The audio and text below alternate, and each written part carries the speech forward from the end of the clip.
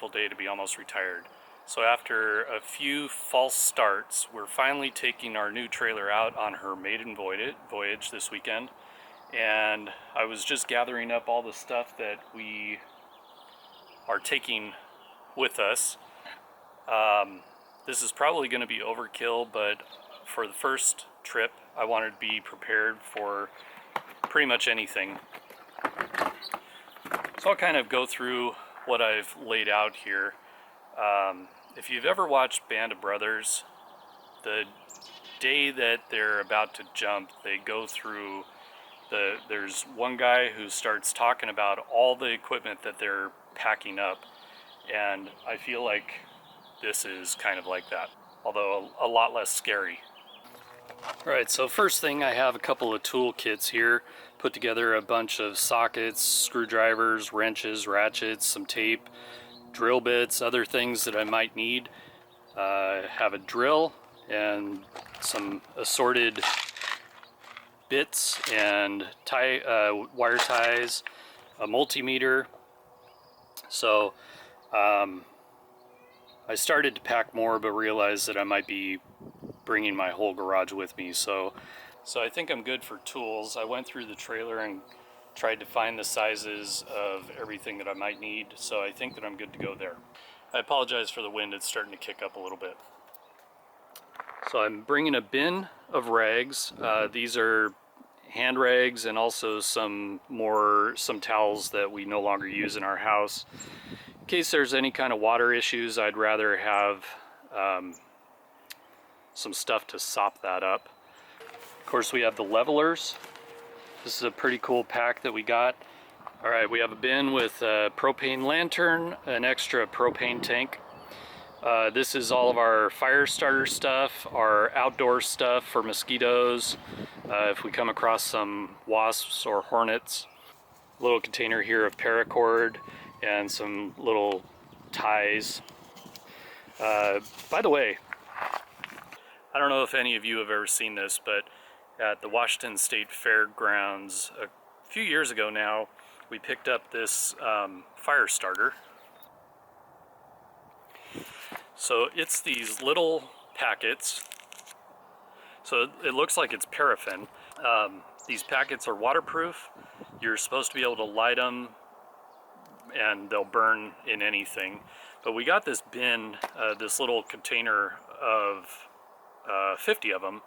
Wasn't that expensive, but I have to tell you that they are probably the coolest fire starters that we've ever had. They work very well. So if you see these somewhere, I would highly recommend that you pick them up. Alright, moving on. So we have a bin of bungee cords. These are outdoor clips in case we want to put some lights up or something. Harbor Freight, you could get a whole bunch of these for, I don't know, $1.99 or something. So we've gotten quite a few. Alright, so this is our water bin. We have a freshwater hose. This is our gray hose. It's our water pressure regulator. We have a container of holding tank treatment. We have a little spray attachment hose and a couple of water filters. In our electrical bin, I have a few extension cords. With our pop-up trailer, there were times where we needed to have some extra extension cords. I doubt that we'll need them in this trailer because there are a lot of plugs, but it doesn't hurt to have, just in case. Have a jump box in case the truck battery dies. I've already used this once. This thing is phenomenal. So we got this at Walmart, and I would highly recommend picking one of these up. It's very small. It's supposed to be able to jump start several cars, but you plug it in, charge it up, take it with you, and it works awesome. So we have a 30 amp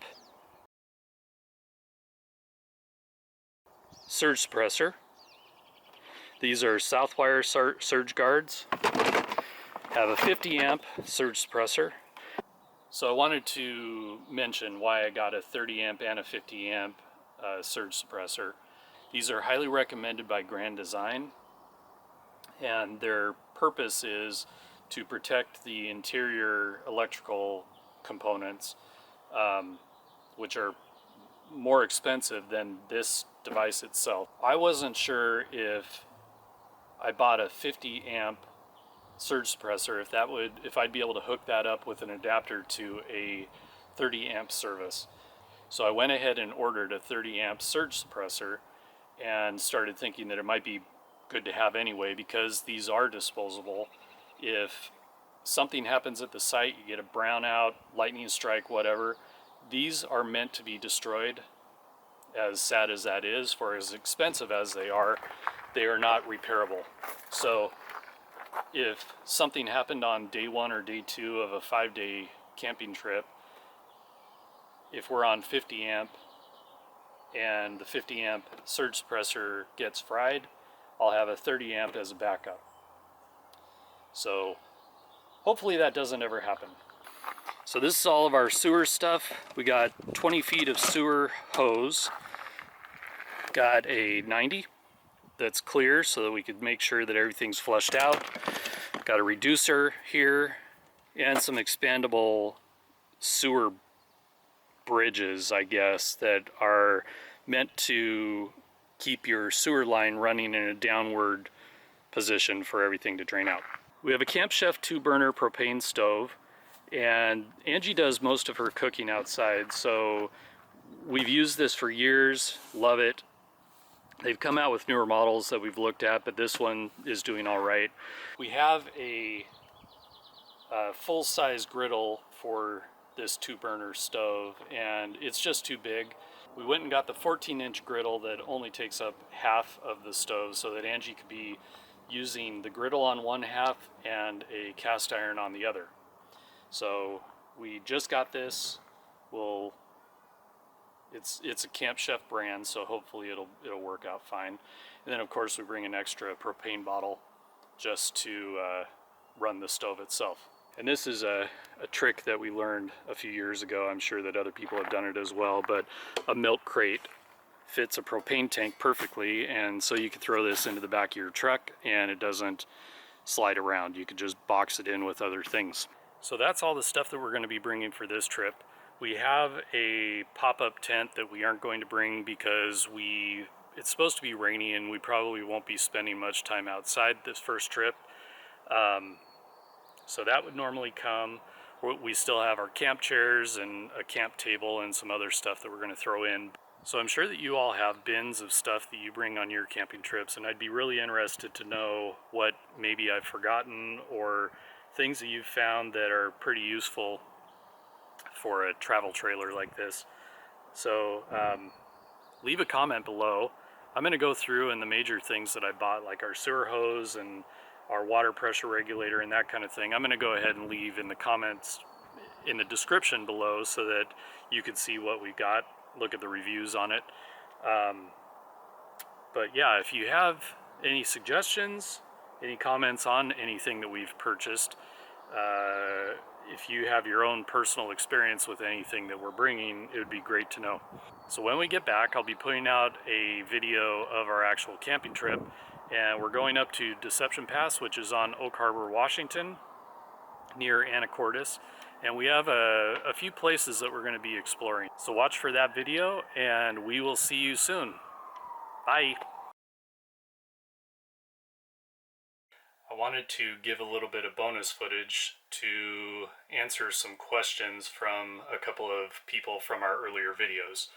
So one of the first ones was how much space is actually available in the trailer once the slide out is in. So I just put the slide out in. I'm going to put the camera down and show you how much room there is.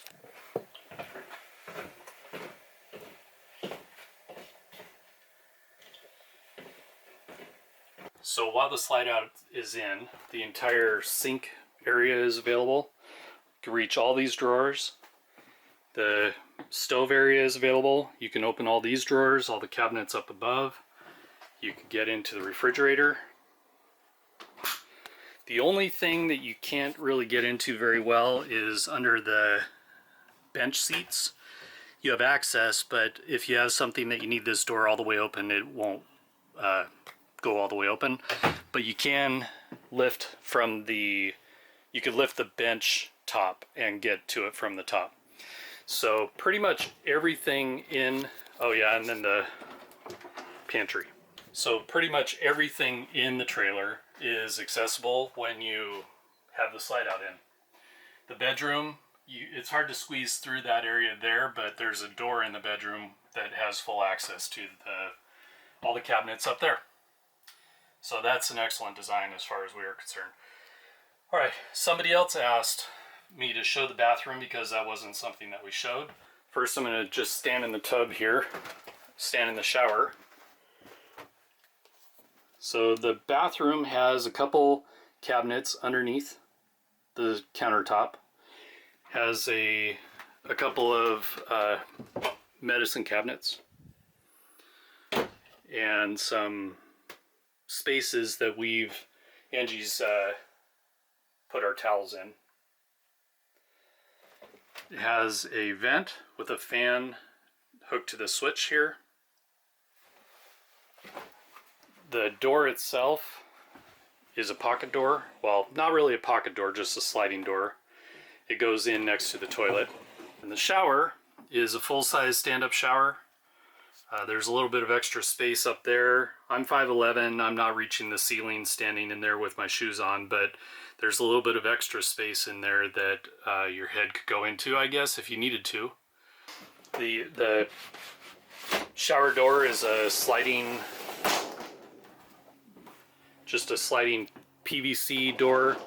I have noticed that the shower door doesn't stay closed very well, so I don't know if it's something that I need to make an adjustment, but as you saw earlier, I have plenty of tools to do that while we're out there. So there you go. If you have any more questions, please leave them in the comments and we'll try to answer them. Thanks a lot.